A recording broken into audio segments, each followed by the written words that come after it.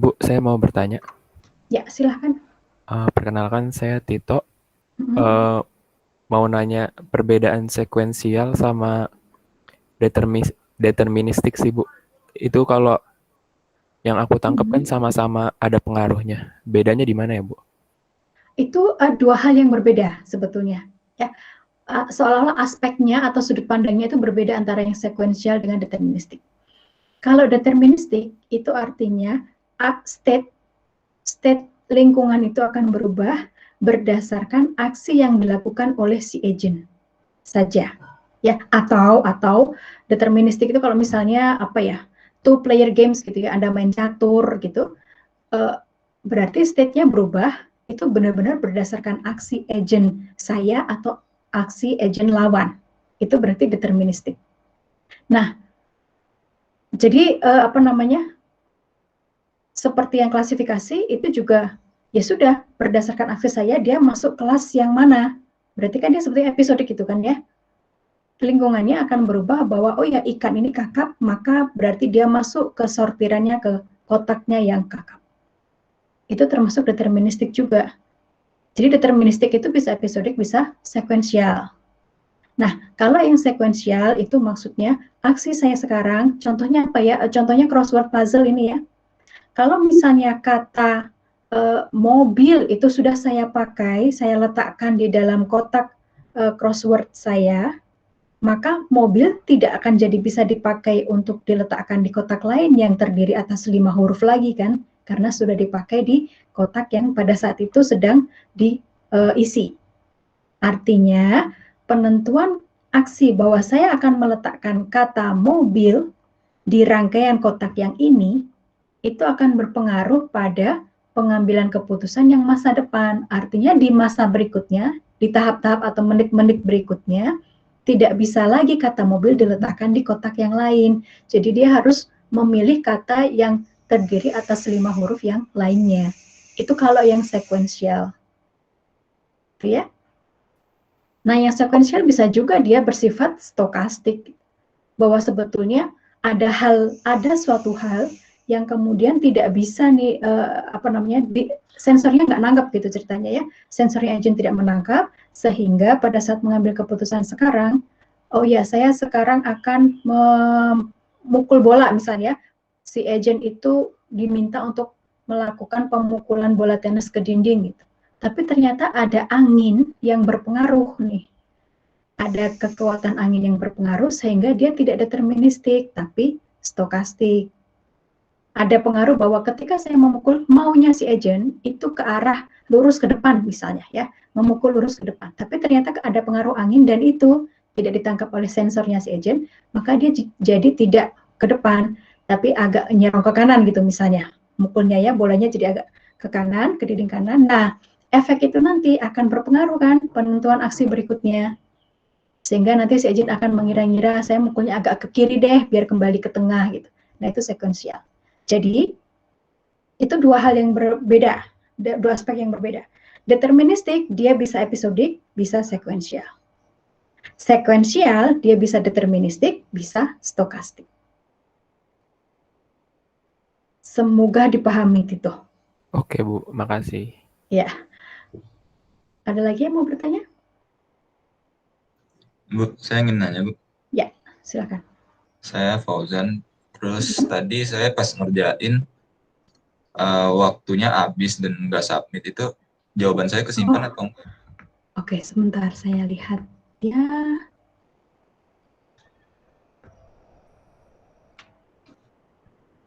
Wah, ini saya harus keluar dari sini nih.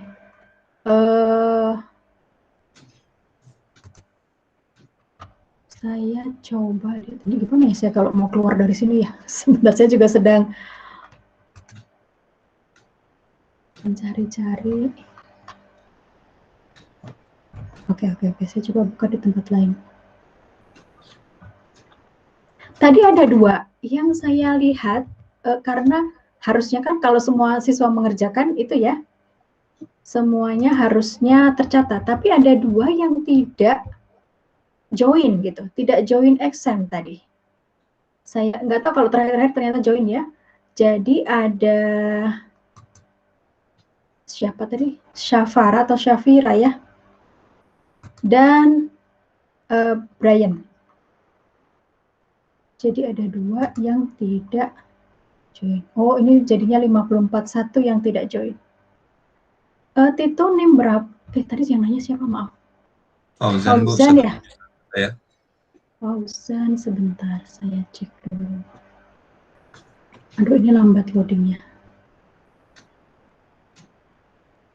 Oh, Syafira join ya. Syafira join. Sebentar, loadingnya pelan-pelan. Fauzan, ya ada. Kesimpan ya Bu jawabannya berarti kalau Oh, berarti oke, Anda memang tidak melakukan submit tapi sebetulnya ya? Iya, waktunya habis, saya belum sempat klik itunya finish exam-nya gitu. Oh, tapi ini sih judulnya finish ya. Fauzan judulnya finish nih statusnya. Maaf Bu, Oke, ya. perkenalkan nama saya Brian. Tadi saya juga nggak sempat submit sih Bu. Terus tadi Ibu ada sempat ngomong nama saya, itu kenapa ya Bu? Sebentar Brian. Brian NIM 103 ya.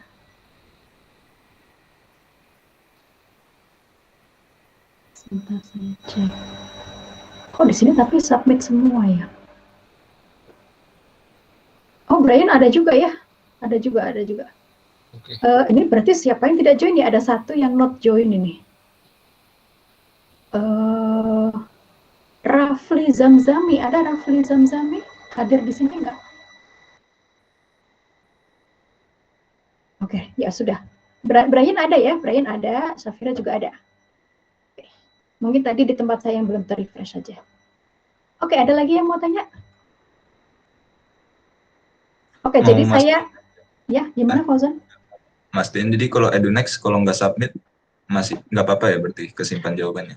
Iya, jadi saya juga cukup tenang. Artinya kalau misalnya Anda ini koneksinya putus di tengah jalan misalnya ya, kalau pakai Google Form kan Anda harus ngulang tuh dari awal. Nah ini sepertinya tidak ini. Oke Bu, kasih. Oke, ya. Tapi saya juga jadi tenang nih kalau memang Anda tidak perlu mengulang dari awal kalau misalnya putus di tengah jalan. Ya, ada lagi? Oke, sekarang kita coba ini ya, lihat ini, apa namanya, jawabannya. Ini apa nih, Nupik? Apa kira-kira? Thinking humanly bukan Bu? Ya, thinking humanly. Ya, Nupik, thinking humanly. Karena kata kuncinya adalah model struktur dan operasi pada neokorteks, yaitu bagian pada otak mamalia. Jadi tidak selalu, oh ini harus manusia gitu ya, tapi maksudnya otak makhluk hidup itu. Kemudian yang berikutnya, PX dash.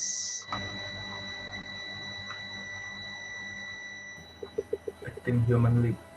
Ya, betul. Acting humanly. Ya, acting humanly karena kata kuncinya adalah layaknya seorang pakar melakukan diagnosis.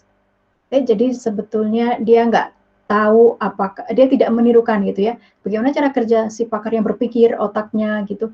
Nggak, tapi ya kalau pakar ngelihat gejalanya seperti ini, gambar X-ray-nya begini, maka diagnosisnya dia akan begitu. Jadi langsung ditirukan saja gitu aksinya, ya. Lagi-lagi dalam kenyataan, karena di sini yang disebutkan adalah melakukan diagnosis layaknya seorang pakar, kata kuncinya di sana. Tapi aplikasi sesungguhnya mungkin saja caranya dia melakukan peniruan ini nanti di dalamnya mungkin pakai thinking rationally. Ada deduksi di sana, mungkin ya. Jadi lebih dari satu gitu pendekatannya. Tapi lagi-lagi untuk latihan atau untuk soal di kuliah ini ada satu kata kunci yang menentukan dia pendekatan AI itu bukan, kalau iya pendekatan yang mana. Ya, untuk memudahkan saja. Baik, yang berikutnya. Ya ini. Apa kira-kira? Thinking rasional ya Bu? Betul, karena kita pakai aturan formal logika ya, atau automated reasoning. Ini dari logika. Jadi thinking rationally. Kata kuncinya itu. Oke, berikutnya. Acting rationally, Bu.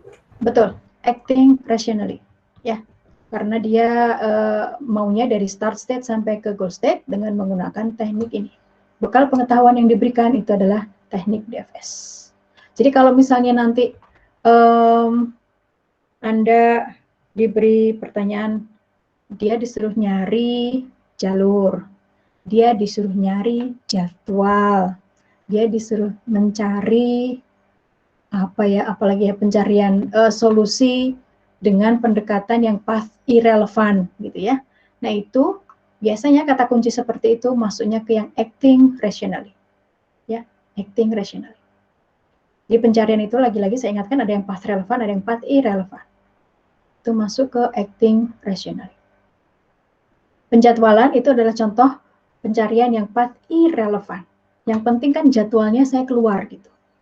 Tidak melanggar constraint atau batasan yang diminta, dan urutan dari start pencarian sampai akhirnya dapat jadwal itu tidak menjadi bagian solusi. Solusinya apa ya? Solusinya ya si jadwal itu saja yang tidak melanggar constraint. Itu yang contoh yang path irrelevant. Path pencariannya tidak menjadi bagian dari solusi. Nah, itu masuk ke yang acting rationally. Oke, berikutnya. Yang kelima.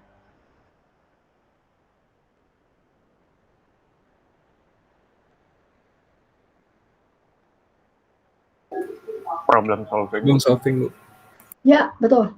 Problem solving agent. Jadi semuanya sudah diberikan, yang si agent tinggal melakukan pencarian, gitu ya, untuk mencari jadwal kuliah. Ya, oke. Yang berikutnya.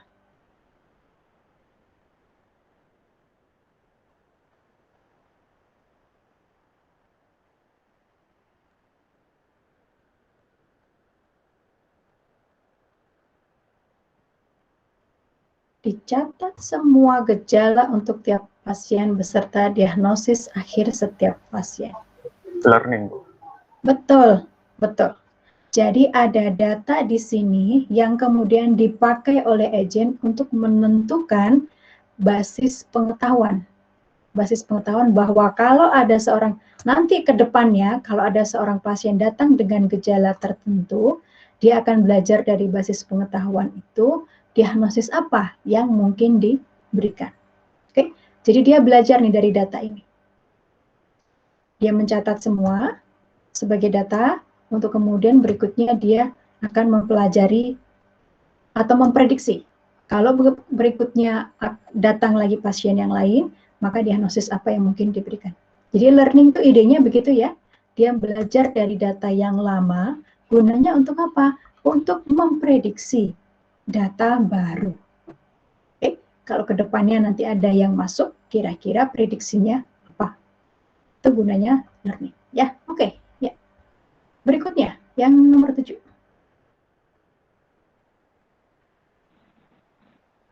Knowledge based agent, Bu. Ya, betul. Knowledge based agent. Jadi sudah ada aturan-aturan yang dimanfaatkan oleh si agent hero-nya ini untuk menentukan aksi yang bisa dilakukan berdasarkan fakta atau kondisi atau persepsi yang ditangkap oleh si agent. Oke, jadi kalau contohnya di materi kuliah itu pakai wumpus ya. Jadi kalau wumpusnya dia berada pada persepsi tertentu, dia sudah punya nih. Kalau misalnya di suatu ruangan itu ada wumpus, maka ruangan sekitarnya ada bau nggak enak misalnya. Ya, kalau di sebuah ruangan ada lubang, maka ruangan di sekitarnya akan ada angin sepoi-sepoi. Nah, itu adalah pengetahuan atau aturan-aturan dasarnya. Nanti si agent masuk ke ruangan, persep nih dia sesuatu. Wah, kok ada bau ya? Berarti ada wumpus nih sepertinya di ruangan-ruangan sekitar ruangan yang pada saat itu sedang saya masuki atau sedang dimasuki oleh si agent. Oke, dapatlah dia fakta baru. Tapi masih kemungkinan banyak ya, nanti dia berjalan lagi ke yang aman. Dapat fakta baru lagi. Nanti dideduksi lagi dengan fakta baru yang tadi sudah didapatkan pada tahap sebelumnya. Dia bisa mendeduksi fakta yang baru lagi. Oh, wumpusnya sepertinya ada di room atau ruangan yang mana. Ya, itu yang knowledge based agent. Jadi aturan-aturannya dia sudah dapat, nanti dipakai untuk deduksi dengan fakta yang dia persep, yang dia dapatkan. Sedangkan kalau learning agent, aturan-aturannya ini nggak ada. Justru dia yang harus bikin. Yang dia peroleh adalah data untuk dipelajari. Ya, berikutnya. Kalau ada yang mau nanya, saya bisa saja ya. Oke. Nah, yang ini yang hari ini tadi ya. Untuk persoalan ini sebetulnya ketika kita menentukan PEAS itu bebas ya, maksudnya harus begini jawabannya, tapi harus konsisten gitu. Maksud saya crossword puzzle-nya itu yang begini. Ada tak persoalan crossword puzzle? Ini bukan teka-teki silang seperti yang biasa ada di koran-koran gitu ya, atau yang biasanya ada di majalah di Indonesia. Jadi yang crossword puzzle di sini bukan ada pertanyaan, kemudian jawabannya apa Anda tuliskan, itu bukan, tapi sudah ada kumpulan katanya. Jadi kita punya bentuk kotak-kotak seperti teka-teki silang, ada bagian-bagian yang bisa diisi, ada bagian yang tidak bisa diisi. Nah, untuk kotak-kotak yang beririsan, misalnya satu mendatar, kotak yang ketiganya itu beririsan dengan huruf pertama dari 2 menurun. Artinya, huruf ketiga dari satu mendatar tadi itu harus sama dengan huruf pertama dari 2 menurun. Jadi yang beririsan itu hurufnya harus sama. Oke. Nah, yang diberikan itu adalah kumpulan kata. Jadi ada kumpulan, misalnya ada kumpulan kata yang terdiri atas 4 huruf, 5 huruf, 6 huruf, tergantung nanti crossword puzzle-nya ya. Dia menyediakan untuk berapa huruf saja gitu kotak-kotaknya. Nah, jadi kalau misalnya satu mendatar terdiri atas 5 huruf, maka dia tidak boleh diisi dengan kata-kata yang terdiri atas 4 huruf. Ya harus 5 huruf. Seperti itu crossword puzzle. Nah, ini kemudian ada yang, saya crossword puzzle-nya saya asumsikan computer based. Ada yang kemudian, ini ceritanya pakai kertas. Boleh-boleh saja, asal konsisten. Oke, ada yang mau mencoba kira-kira PEAS-nya apa? Task environment. Oke, performance measure-nya dulu ya. Performance measure-nya kira-kira apa? Kecepatan untuk menyelesaikan puzzle. Oke, boleh. Apalagi? Kebenaran dalam menyelesaikan. Ya, benar ya, harus benar gitu. Yang beririsan ya harus sama hurufnya gitu ya. Ada lagi?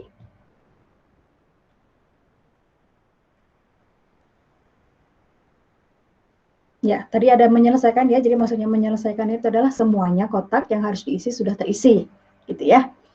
Tapi tadi menyelesaikan dengan tambahan waktunya harus cepat, boleh. Jadi idenya harus diselesaikan. Kalau misalnya agent saya ternyata tidak bisa menyelesaikan, ya berarti dia masih jelek nih. Performance, pengukuran kinerjanya masih buruk, jadi harus diperbaiki. Oke, sekarang environment ya.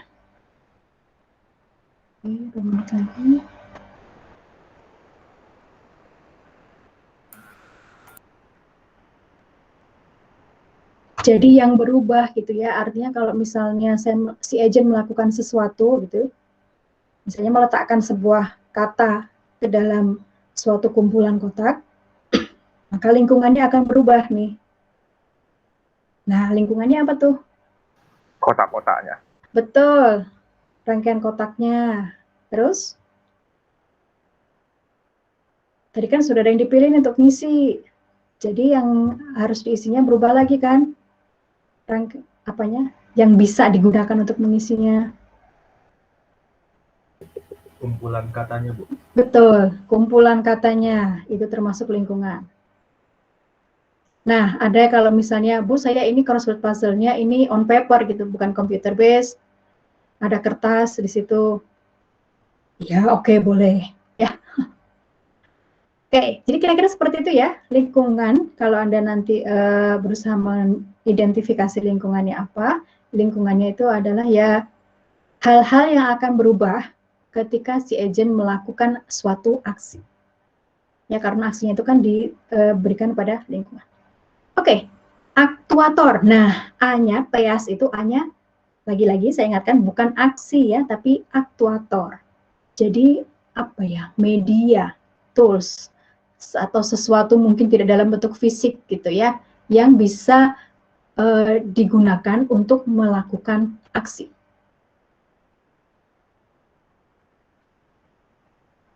Apa kira-kira?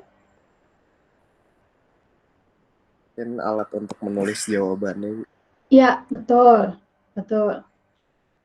Alat untuk menuliskan jawabannya. Layar Bu buat menampilkan jawaban.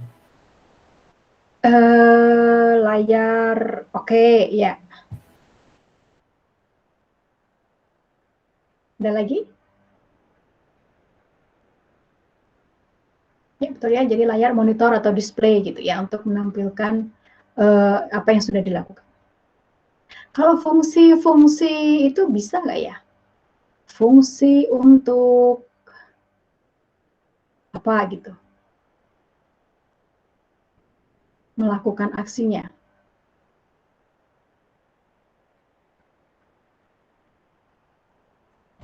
Setuju atau tidak?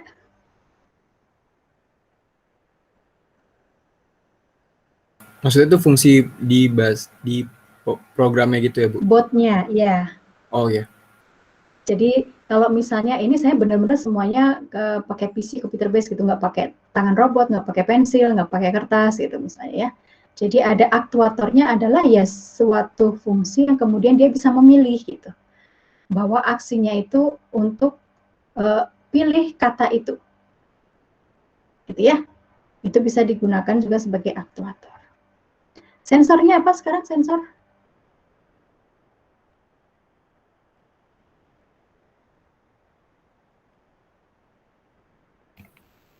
Kalau paper base kamera, Bu. Ya, betul. Mata atau kamera, karena memang di sini tidak dieksplisitkan bahwa intelligent agent gitu ya, apa namanya, untuk melakukan ini. Tapi kan nggak pernah bilang intelligent agentnya itu manusia atau robot atau bot software gitu ya. Jadi bebas, Anda bisa bebas menentukan. Oke. Ada lagi? Kalau misalnya Screen ini manusia, reader, Bu. Screen reader, ya betul.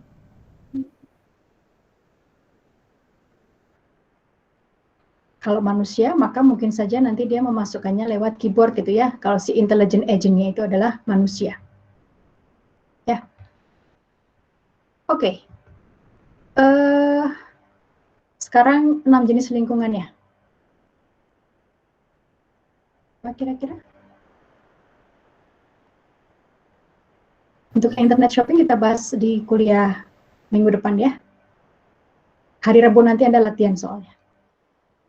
Oke, jadi saya ini deh, fully observable atau partially observable untuk crossword puzzle? Fully Bu, karena semua kotaknya udah muncul, terus pilihan katanya juga udah tersedia semua. Betul, fully observable, betul. Ada yang bisa memberi contoh kasus yang partially observable? Bukan kasus crossword ya maksud saya ya, kasus apapun. Contoh yang Wumpus itu partially bukan? Yang mana? Yang Wumpus World. Wumpus World, ya bisa. Karena memang dia tidak tahu ya Wumpusnya ada di mana. Ketika yang knowledge based agent-nya, ya bisa. Contoh yang lain? Anda main kartu, botnya main kartu dengan lawan gitu. Dia kan nggak tahu ya kartunya lawan itu apa gitu. Kecuali kalau kartunya itu bermain cuma berdua, kemudian semua kartu dibagi dua gitu. Satu buat agent, satu buat lawan, ya itu mah ketahuan gitu. Yang saya nggak punya pasti dimiliki lawan. Kalau bukan permainan yang seperti itu, yang kartunya itu diambilnya sedikit-sedikit, maka itu juga contoh yang partially observable. Karena dia nggak tahu nih, lawan punya kartu apa aja. Gitu ya. Oke, kemudian deterministik atau stokastik untuk crossword puzzle.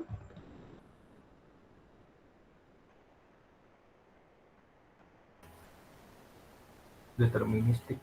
Betul, deterministik. Ya, betul, deterministik. Ya.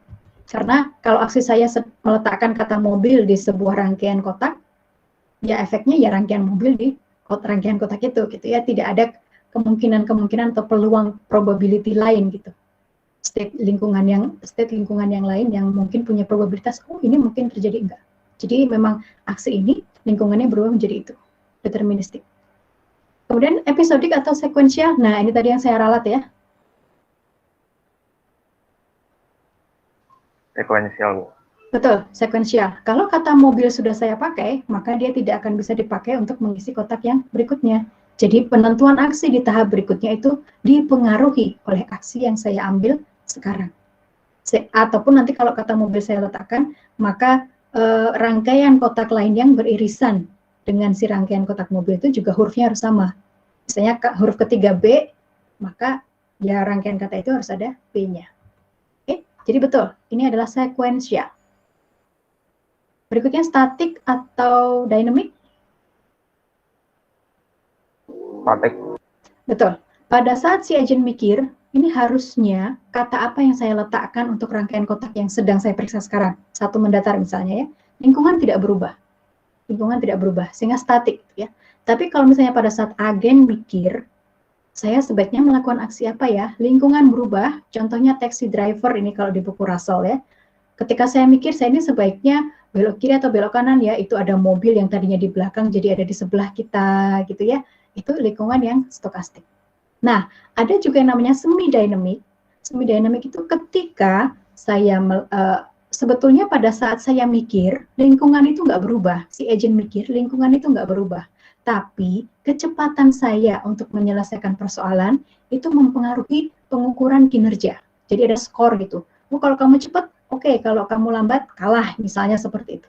Ya, nanti di buku Russell contohnya adalah catur dengan waktu yang cepat-cepatan gitu ya. Nah, itu adalah contoh yang semi dynamic. Sebetulnya pada saat agent mikir, lingkungan nggak berubah, tapi kecepatan dia untuk menyelesaikan persoalan itu berpengaruh pada pengukuran kinerja si agent, yaitu yang disebut dengan semi dynamic.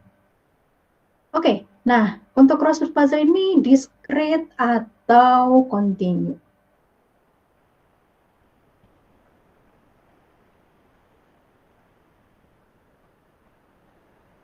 State lingkungannya bisa kita pecah-pecahkan atau tidak? Pokok pecah-pecahkan, dibagi-bagi gitu maksudnya, dibedakan. Ini state lingkungan ini, aksi state lingkungan berikutnya, lakukan aksi. Bisa, Bu. Bisa, berarti dia discrete ya? Iya. Bukan continue, ya. Tuh, crossword puzzle termasuk yang discrete. Nah, yang terakhir, single atau multi-agent. Single, Bu. Betul, single, ya. Bukan multi-agent, karena memang hanya si agent itu yang kemudian meletakkan kata pada rangkaian kotak yang tepat. Ya, jadi ini sekali lagi. Kalau multi-agent contohnya apa ya? Tadi ya, main kartu, itu contoh yang multi-agent. Taksi, driver, pengemudi yang lain, pejalan kakinya, itu adalah agent-agent yang lain. Oke? Nah, nanti di buku Russell, kalau misalnya Anda baca, itu ada satu lagi yang namanya, mungkin di materi juga ada ya, known dengan unknown, itu bukan termasuk lingkungan sebetulnya ya. Bukan termasuk lingkungan agent. Tapi known versus unknown itu adalah dari lingkungan persoalannya. Jadi misalnya begini, dia sih fully observable, tapi mungkin unknown. Contohnya gimana? Anda main video game gitu ya. Video game tentang apa? Horor gitu. Misalnya saya harus keluar dari rumah ini dengan selamat. Di dalam rumah itu ada orang gila atau ada hantu atau ada apa gitu misalnya, ya. Nah, semuanya yang ada di dalam kamar atau ruangan itu tuh kelihatan fully observable. Tapi lingkungan dari persoalan itu belum diketahui oleh si agent. Jadi saya itu harus ngapain dulu sih untuk bisa nemu kunci keluar ini? Harus menyelesaikan suatu teka-teki dulu kah? Atau saya harus mencari di manakah? Nah, itu unknown lingkungannya. Sehingga ketika mencoba-coba, oh ternyata begini caranya, harus melakukan apa dulu, baru melakukan apa, baru bisa dapat kunci, pintu, baru bisa keluar. Gitu ya. Jadi bukan berarti yang fully observable itu pasti known. Karena known dengan unknown itu sebetulnya tidak termasuk 6 ini, dia adalah sebuah lingkungan persoalannya. Mungkin saja sebetulnya dia partially observable, tapi saya tahu diketahui gitu bahwa saya itu harus melakukan apa, melakukan ini itu. Contohnya main kartu gitu ya. Dia partially observable, tapi saya tahu bahwa untuk menang saya itu harus punya rangkaian kartu yang seperti apa, misalnya seperti itu. Oke, jadi kalau ditanya apa tentukan 6 jenis lingkungannya, yang known dan unknown itu jangan dimasukkan, ya. Jadi yang dimasukkan adalah yang fully observable atau partially, deterministic atau stochastic, episodic atau sequential, static atau dynamic, discrete atau continue, single atau multi-agent. Oke, nah sampai sini ada pertanyaan? Untuk yang internet shopping di berikutnya saja ya kita bahas di minggu depan.